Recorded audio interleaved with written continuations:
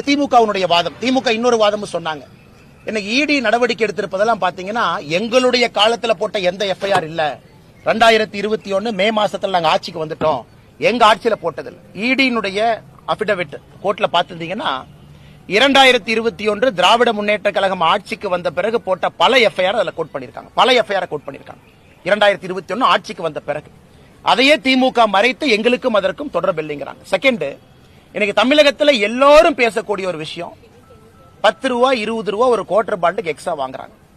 அப்படி இருக்கும் பொழுது இந்த திமுக காரனே ஒத்துக்கிட்டு போய் எங்களுடைய போட்டோ எல்லாம் ஒட்டுறான், இங்க எம்ஆர்பி ரேட்டுக்கு தான் நாங்க விக்கிறோம்னா அதை எங்களுக்கு பெருமையாக கருதுகின்றோம். பாரதிய ஜனதா கட்சி இந்த பிரச்சனை எடுத்த பிறகு யாரு டாஸ்மார்க்கு போன சகோதரர்களுக்கு கூட எம்ஆர்பி ரேட்டு கிடைக்குதுன்னா அதற்கும் இன்னைக்கு பாரதிய ஜனதா கட்சி தான் காரணம்.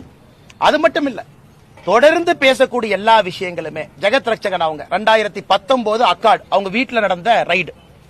நான் சொல்ல அக்காட பத்தி அன்னைக்கு 1000 கோடி ரூபாய் என்று இன்கம் டாக்ஸ் சொன்னாங்க. அவருடைய சாராய ஆலையில வரி ஏய்ப்பு நடந்திருப்பது. அதனால தொடர்ச்சியா நீங்க பாத்தீங்கன்னா திமுக இன்னைக்கு சொல்ல நாளைக்கு சொல்லலாம். இடியும் இங்க தான் இருக்க போது, திமுகவும் இங்க தான் இருக்க போது, நீங்கள் இங்க இருக்க போறீங்க, நான் இங்க தான் இருக்க போறேன்.